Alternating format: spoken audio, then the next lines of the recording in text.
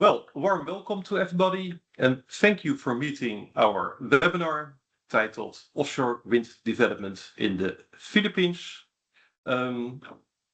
Let's get started right away because we have only 1 hour, actually slightly less. There is unfortunately no room for questions at the end, but by all means, put your questions in the Q&A tab. We'll pay attention and see if you can answer them during the webinar. So what will we talk about today? Offshore wind development in general, but with a particular focus on the Philippines. And we will talk about the aspects of project development, the business case, but also the regulatory framework. And of course, we will give due attention to the technical components that a wind farm consists of. We cannot treat everything in very much detail, of course. There's a lot to talk about and we only have an hour. But for that, we have the 2-day course that AFRY offers on location, and we tell you more about that course at the end of the webinar.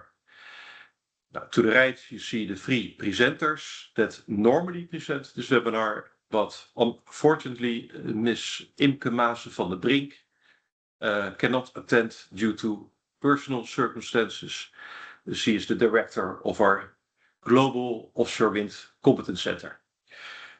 So you have to do with my colleague Hendrik Goos, who will later explain a bit more about him and his company in detail. And myself, I am Leon Hofland. I'm a principal consultant at AFRY with 25 years of experience in offshore technology. Why did we choose Philippines for this webinar? Well, because we recognize that the Philippines is a very interesting emerging market for renewables, but particular offshore wind. There's lots of potential for both fixed and floating farms, and there's a lot of interesting developments going on right now. And to illustrate that, we present you here the roadmap that the government made for the time to 2040. We have a low growth and a high growth scenario. You see in the low growth already 3 gigawatt of nominal capacity is installed, serving 2% of the country's electricity needs by then. And in a high growth scenario that is even 6 times larger with up to 20 gigawatt of installed capacity. And again, that is a combination of fixed and floating. And on the right, you can see the main areas of interest where offshore wind development has high potential. This is the agenda for today. A little bit about who AFRY and Green Goose Solutions are. Yeah. Then we'll get straight to it. Offshore wind project development, again with the focus on the Philippines, and in the end we'll tell you a little bit about our course. So, who is AFRY? AFRY is a large consulting firm. We offer a very wide range of services to clients in these 3 sectors: energy, industry, and transportation and places. Like I said, a wide range of services. We do technical and strategic consultancy. We do commercial consultancy, management consulting.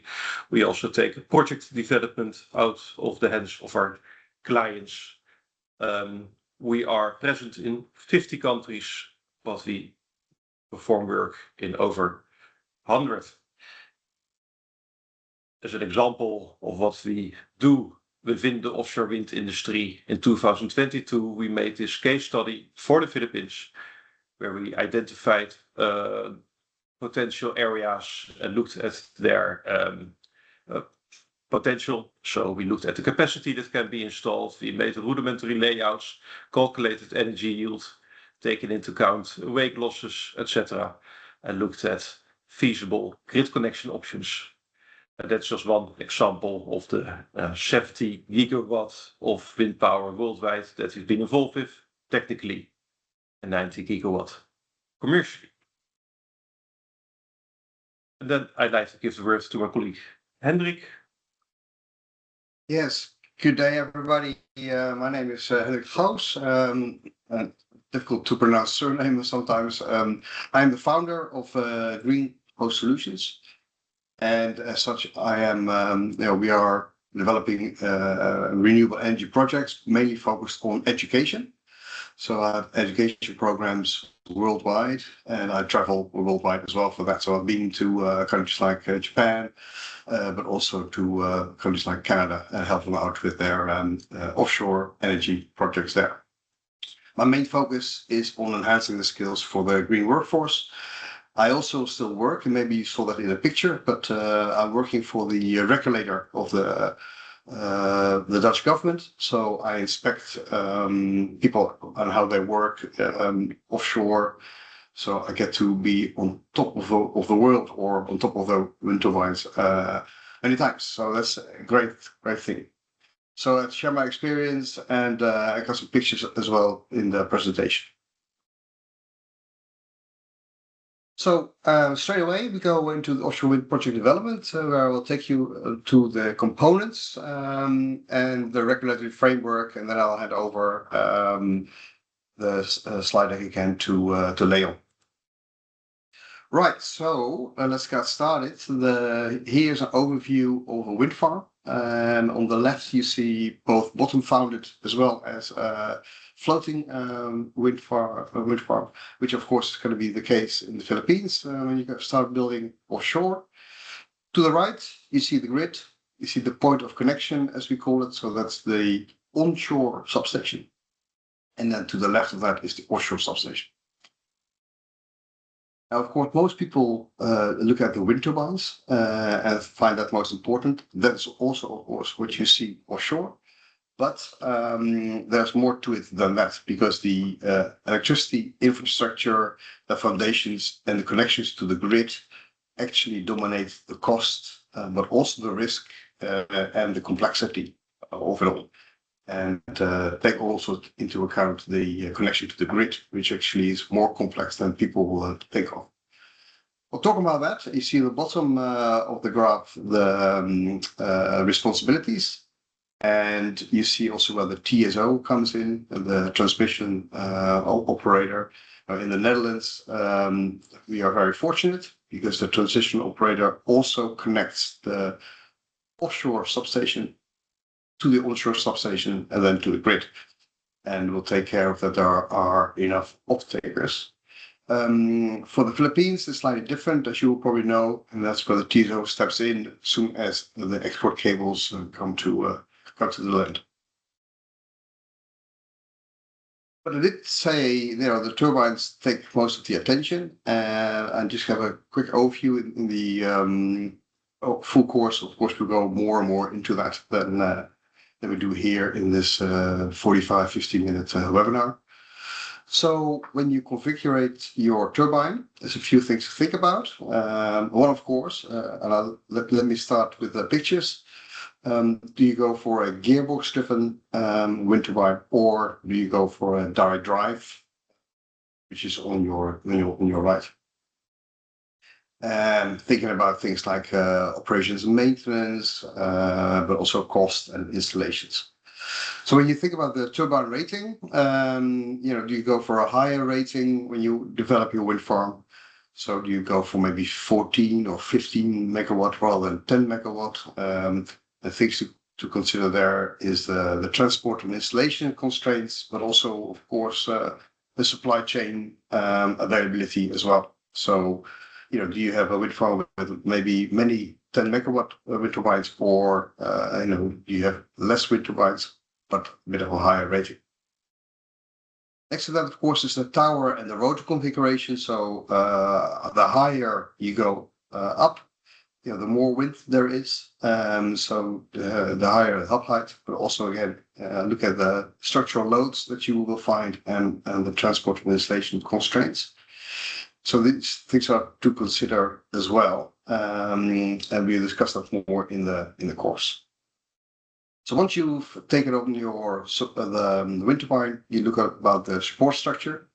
Well, basically there are two types. It's either bottom founded or fixed bottom, and there's floating. Of course, we go more into detail in the full course, but just in short, monopiles, very popular, used to be 95% of all foundations would be monopiles, can be used in seabed levels or sea depth of around about 40 meters, sometimes a bit higher, sometimes a bit lower. Gravity based, usually they go to about 30 meters sea depth, and of course there's the tripod and the jacket, which you can use in deeper waters, usually 40 to about 60 or 70 meters even. But when you go on that, then you will have to go for floating. Last thing I heard is that there are around about 120 designs. Don't know what you heard, Leon. That's correct. Yeah. But basically, you put it into 4 types, which is the semi-sub and the barge, which are more or less the same. Semi-subs based on the design of oil and gas. But there's also the tension leg platform, which actually is pull down the platform, and of course there's the spar. So many different designs that could be useful, and could be very useful to the Philippines, because as you see on the picture on your right, you have way more floating opportunities than there are bottom fixed opportunities. Bottom fixed could be low-hanging fruit maybe for you, but floating will be part of the future. So once you've done all that, you got the foundation, you got your turbines, and as I said before, then of course there's the grid connection options that you have to think about.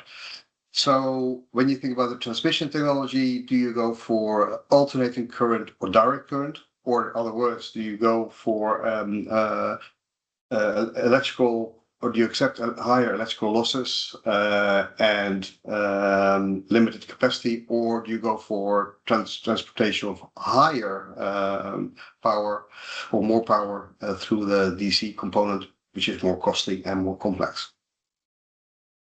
Another thing to think about is your substations and how is it all connected. Will that be centralized, which is of course cheaper and easier, or do you go for distributed and think about the redundancies or maybe improving the reliability? Once you've done that, there's of course the physical routing of the export cables to the shore. So for that, you could go for the shortest route, but that's sometimes difficult because of limitations of the seabed, but also maybe environmental constraints that you have to think about. Or maybe there are like shipping lanes there and think about. Also, you have to find the right port of connection as well. Maybe big boulders on the seabed. Exactly, boulders, things like that. Yeah, thank you, Leon. Yeah. And finally, of course, your integration with the onshore grid. Will you just provide power, which is normally done, or will you go for the grid forming? So looking more for stabilizing the grid and things to think, but that will be more costly and more complex as well. So all in all, you can actually look at the offshore wind project development phases, and basically there are 5 of these: the feasibility, development, contracting, construction, and operation. And every part will have a decision gate. I will not go over this in more depth because I know that Leon, right, you will go into more depth than I will. But just to show you that every phase you will have to think about, okay, have we done everything complete? And will we continue to the next phase?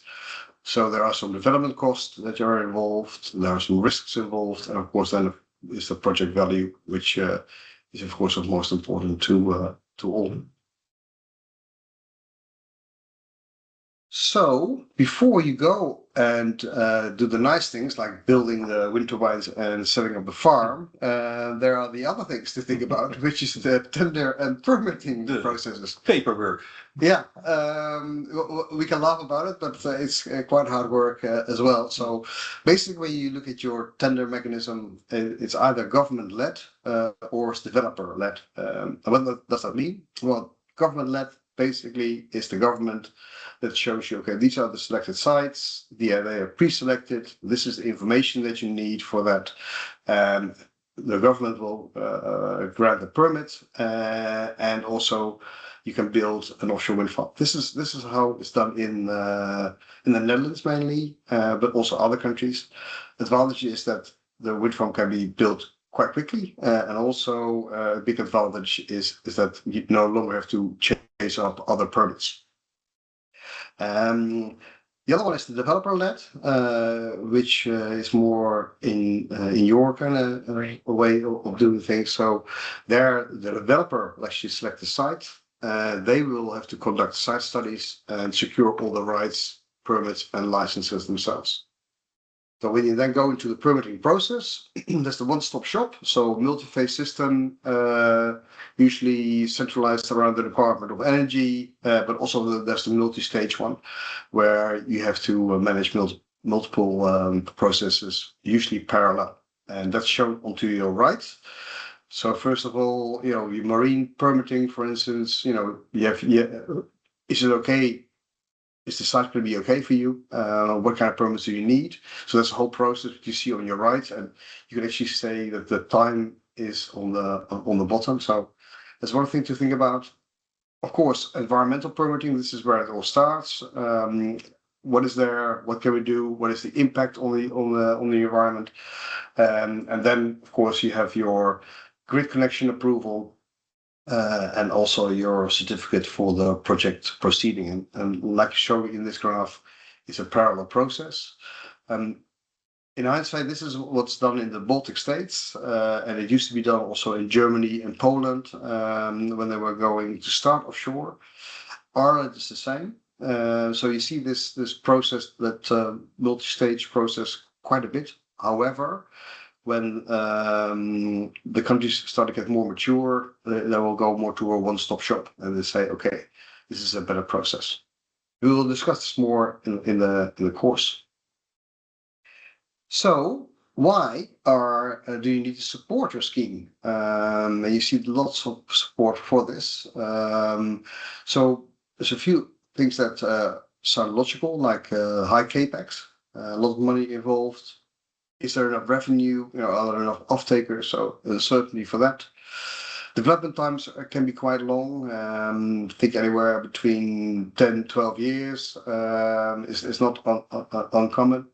The technology, of course, they will keep on growing and increasing. And also there's the supply chain constraints, which we all come to deal with the last few years. But something that a lot of people do not see or value is that the system value is not priced in. And what do I mean by that? Well, basically, a lot of governments, they gain some benefits from offshore wind. Not only the goals, but also they can provide people with work. They can get some more technology in, and also, like the Philippines, are depending on the import of fossil fuels. You want to reduce that, you build your own wind farm, so you're both green and you get power. So what are the support schemes? There are quite a few of them. One or two things to point out is the feed-in tariffs one. There's a fixed price per megawatt hour, and usually guaranteed for a long period of time. What we find now is lots of contracts for difference is a support scheme where the government will pay the difference when the price of the electricity falls below your strike price, the price that you put forward in your tender, and the government up to a certain amount will fund that, so they will basically bridge the gap. However, if their electricity price goes beyond your strike price, so it's higher, then you will have to pay that back to the government. So these are the main support schemes that you have. So, but also when you do your tender, there are some non-price criteria, and I made them all in this circle. So there's the environmental. So what's the environmental impact? And what do you put in your tender to reduce that? What do you monitor? What is the mitigation? Innovation, you see that especially in the beginning. You see that in Europe quite a bit, where looking more for innovation. Looking for technical parts as well, and even maybe have one or two areas for that.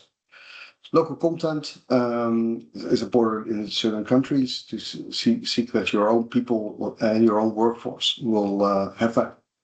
Yeah. And also citizen participation, you see that. One example of that is Copenhagen, where their first offshore wind farm was actually supported by the citizens of Copenhagen.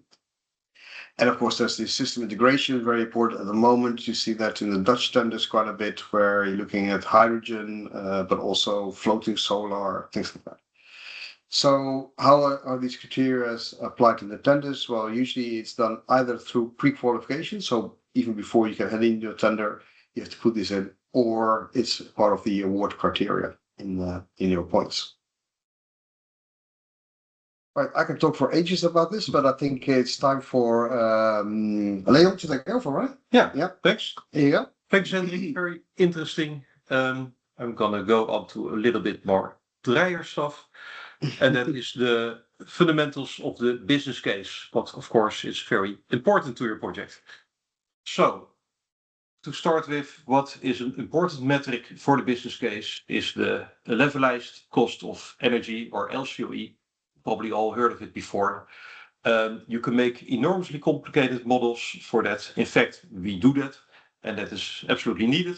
But in essence, the idea of LCoE is very simple.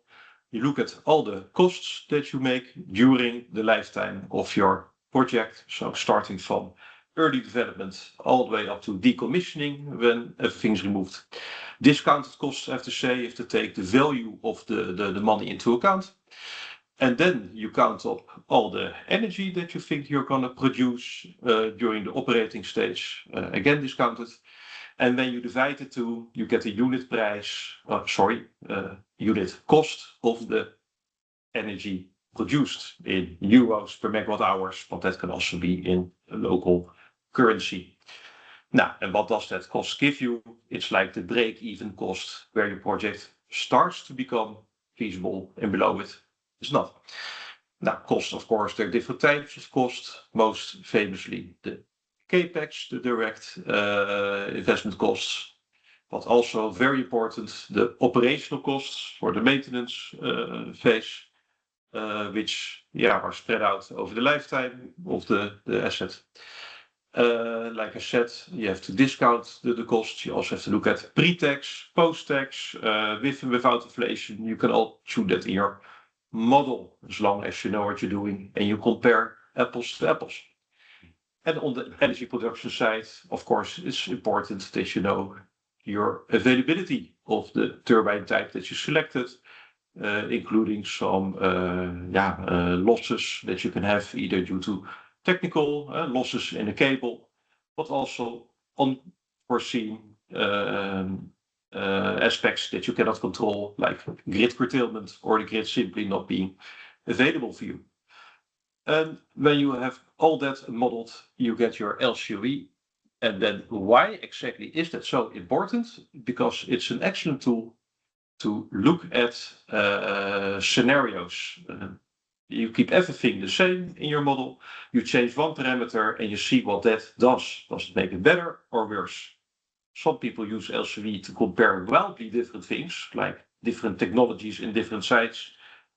For that, it's not so good. You have to keep things the same and then look, for example, what happens if I change my turbine size. I go a step up. Of course, the turbine is more expensive, but it also yields more. So what is the trade-off? Very important, the layout. We at AFRY are specialists in optimizing the site layout by tuning it to the LCoE. So we optimize the layout to that metric.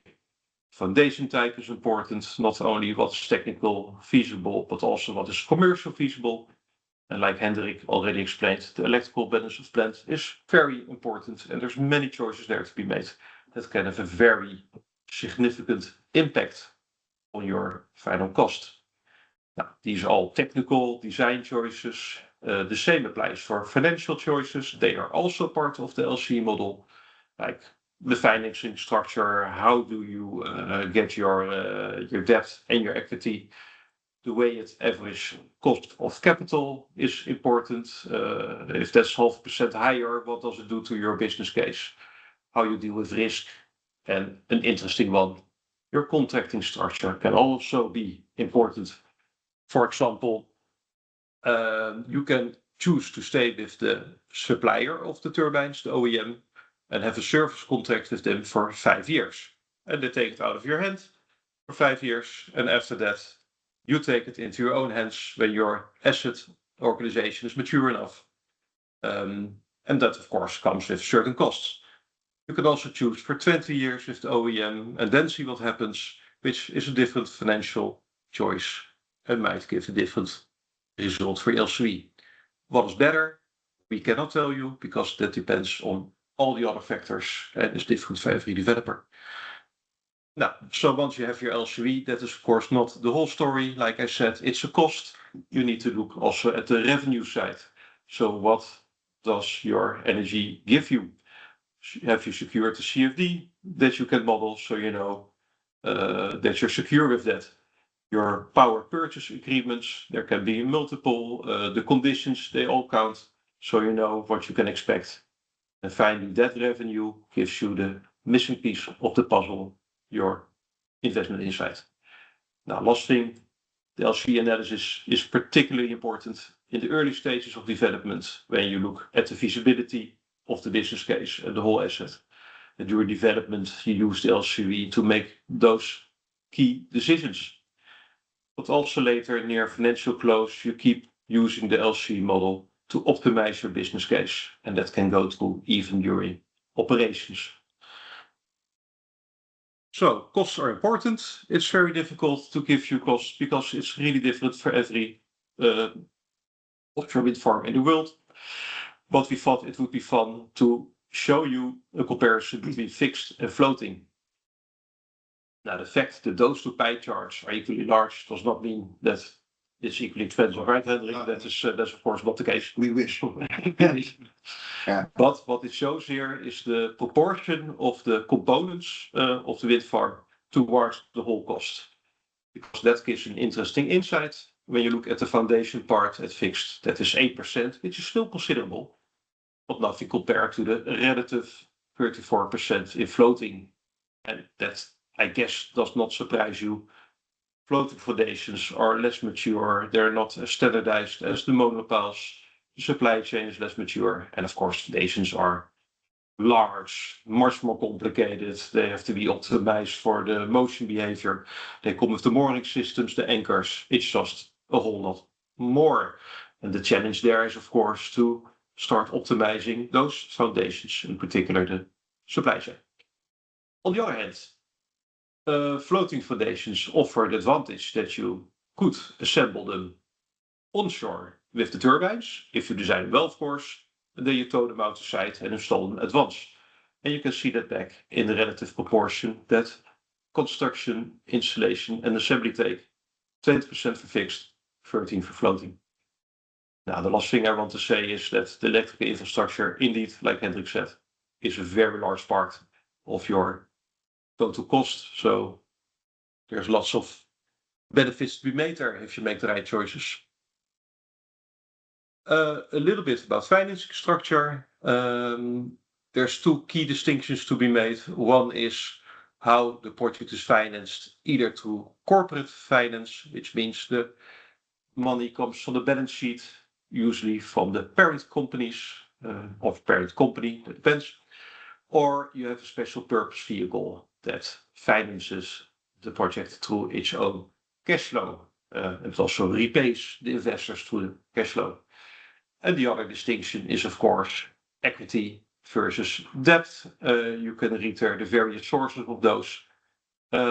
Debts you can get mostly from commercial investors, banks, through bonds, but also credit agencies, or sometimes something like the World Bank that can give you loans at nice conditions.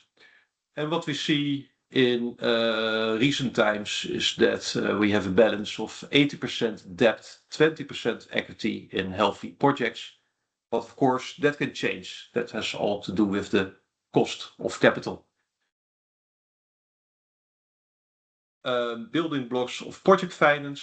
I'm not going to go into this in much detail because I think it speaks for itself. But every item on this slide is very important for your bankability and whether you can convince your investors to lend you the money.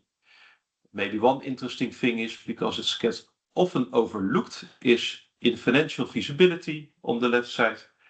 You can have a very good grasp on your capex, your opex. You can make very good models. You know what your revenues are and what you have to pay back, and when your break-even point is and everything. But you have to account for variability. There can be a year that the wind doesn't blow as fast as you had hoped for. You have less revenue, and are you then resilient enough to keep paying back your investors? How is your debt capacity, your resilience? That is also something that you need to properly manage.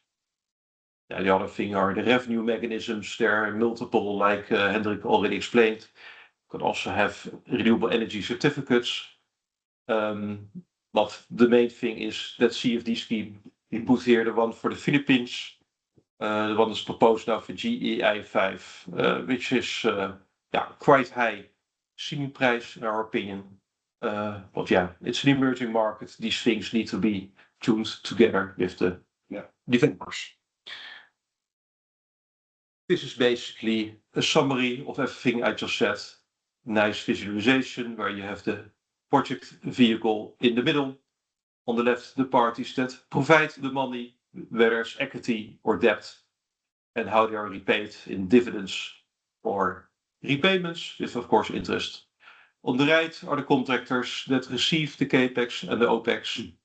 Of course, we want to put as much of the risks at their feet, but I put an exclamation mark there, because that of course will increase the capex and the opex. So there's a balance there, and that balance is different for every situation. And it has all to do with what risk the developer can take. Larger developers can manage interface better with larger teams. But there's no right or wrong there. It's very case specific.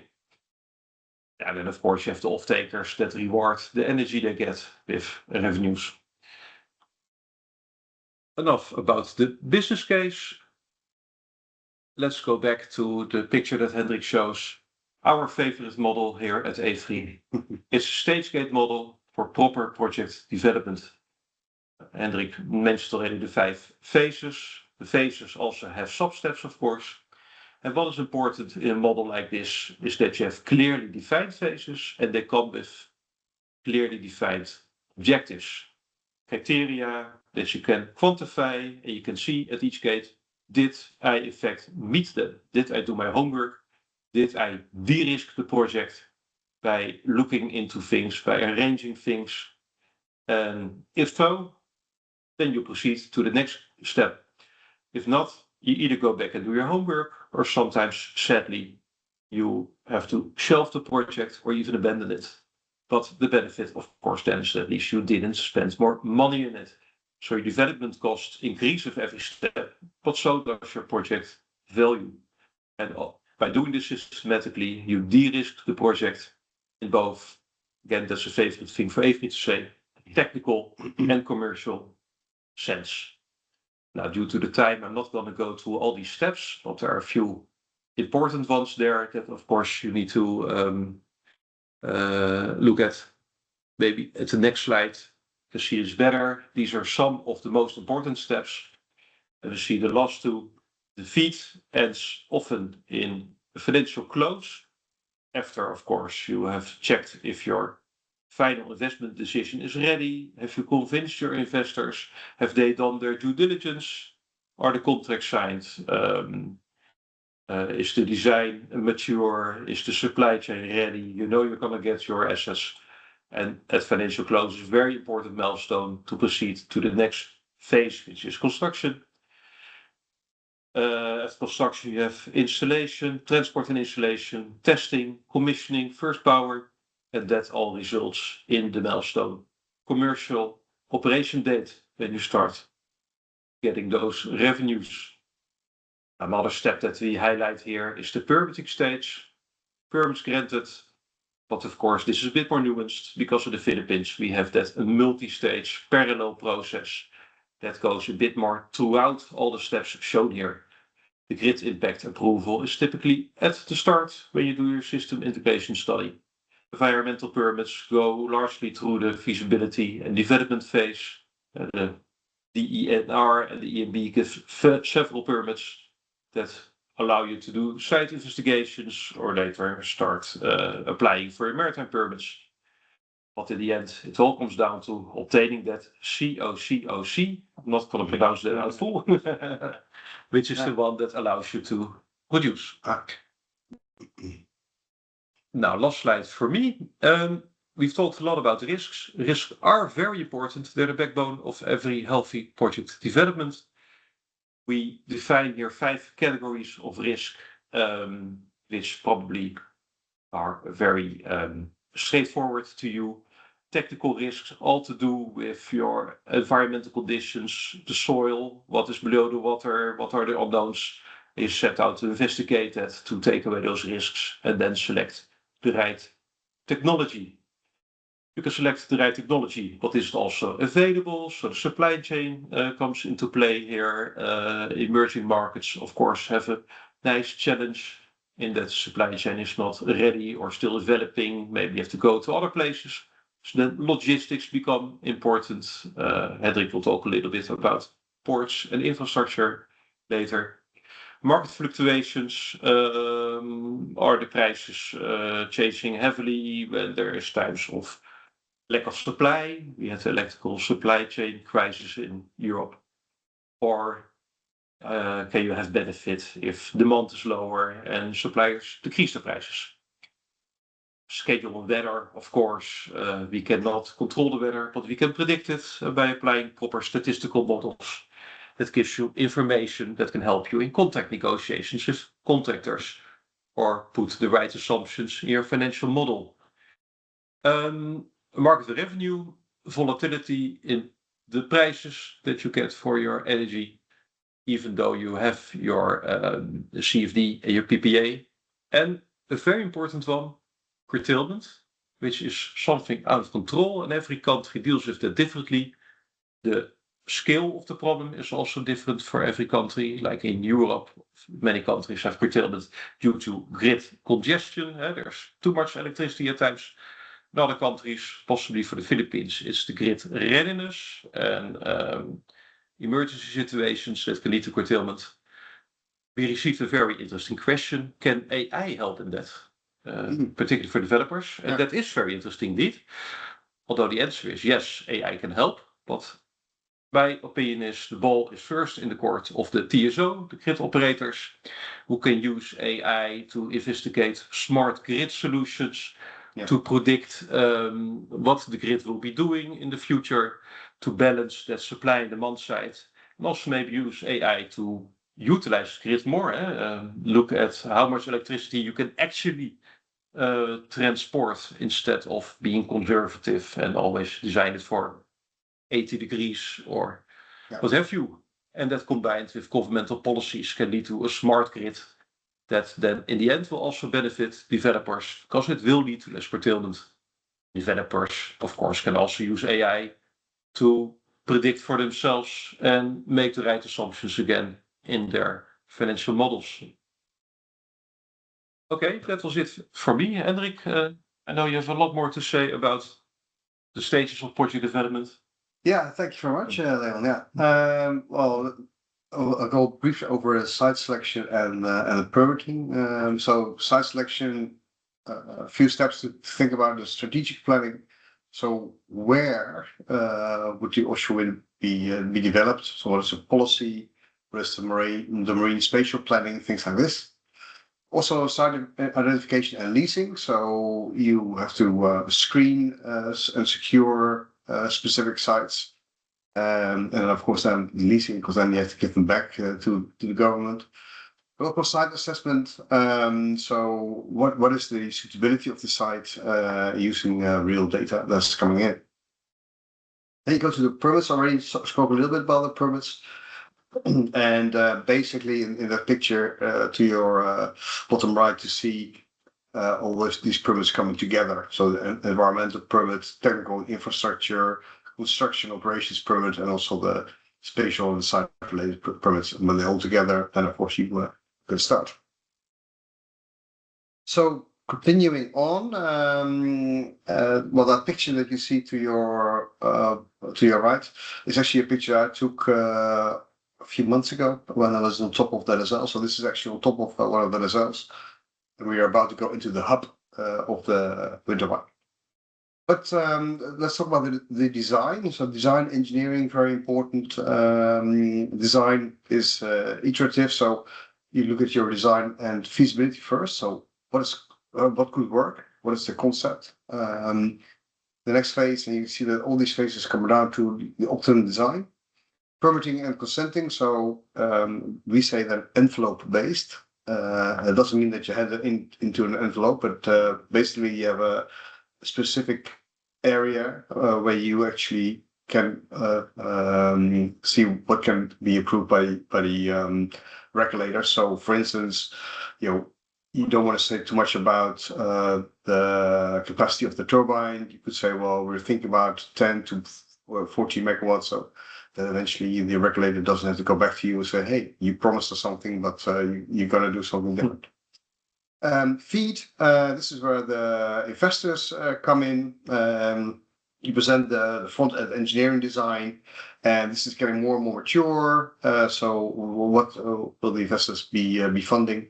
And then, of course, you have your financial investment decision, and then it's going to be detailed. So what will we actually be building? And engineering, of course, mostly is a matured layer of design, as we say. So it's going straight in the feed, and then they're going to be executed. Nice classical funnel model. Yeah, I know. Thank you. So then you can start building. So to the left you see fabrication yard. You see all these blades, and you see parts of the tower as well. It looks pretty good. And you see a number of ports are actually designed like this. And to the bottom right, to the bottom left, you see some of the tripod jacket structures that were used for the Hang Lai project as an example. And you can also see how big these jacket structures actually are. And yes, they have to go into, what was it, 55 meters? Yeah, 50 something like that. For that project. So, but still, these are immense structures. And again, it's a picture for myself where we're installing a wind turbine using a jackup. You see the jackup to your in the background. So it's not me climbing up, but that's one of the things I had to do. Luckily for me, it was good weather, as you can see. So talk about the ports. I spoke to quite a few port directors some time ago. And ports are usually overlooked, but they are very, very important. Not only for the foundation and fabrication, and maybe like you see top left, some storage, but also the assembly is important for that. So you need a specific area for that. And when you go for floating, this area will be even bigger. So there's lots of things to think about. And I just have a few considerations for port selection. So the quay site is important. So what can it hold? Is it availability for cranes, things like this? But also the laydown area, and of course the water depth. So can a jackup like the one that I showed you in the middle, can it actually be in port? And last but not least, but sailing distance. Although sailing distance sometimes doesn't matter too much. Sometimes a Dutch port is used for an offshore wind farm in just off the UK.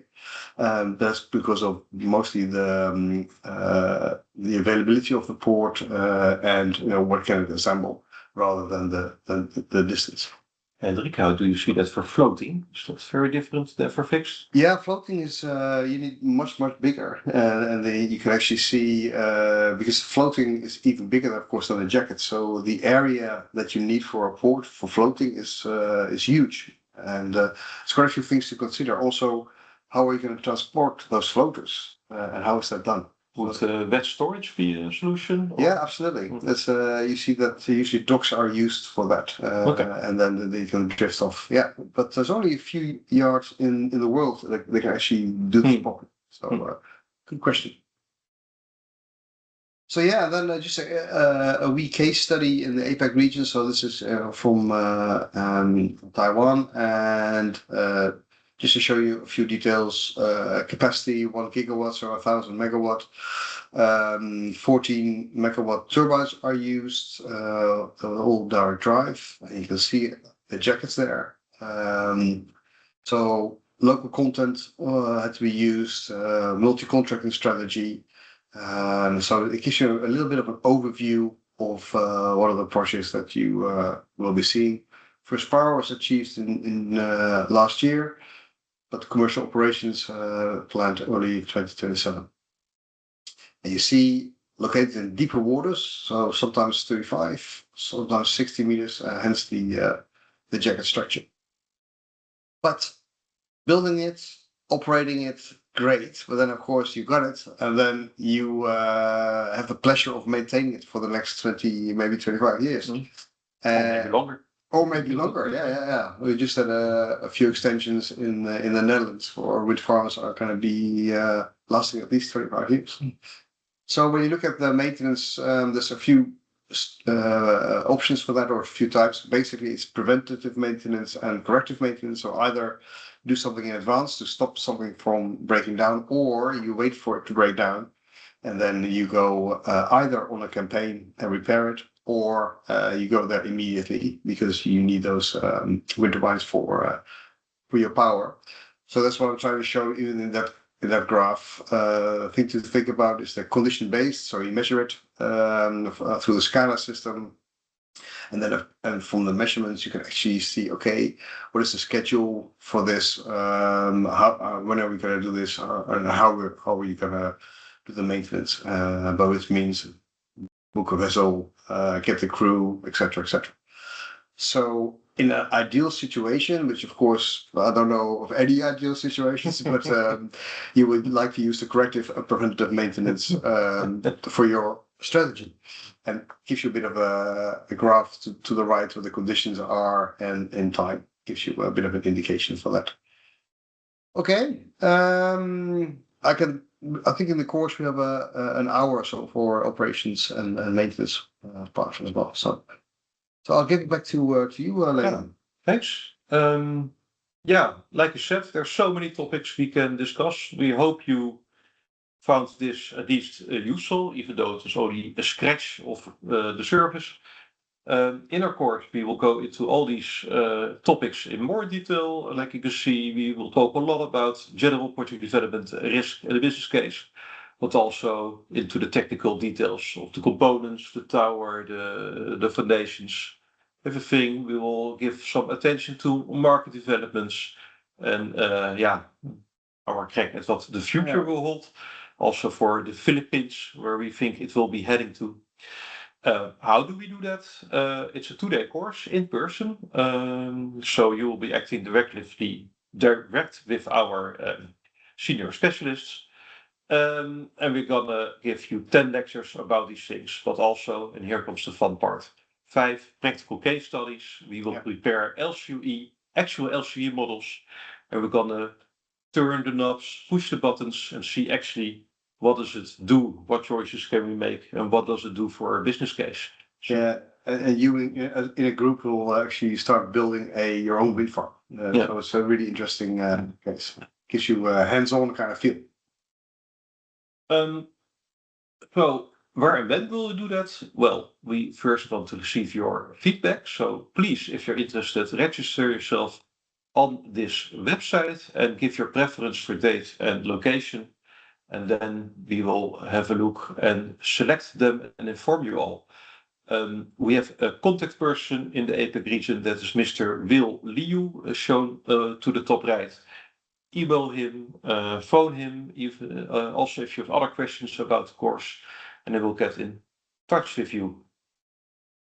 I think that's it.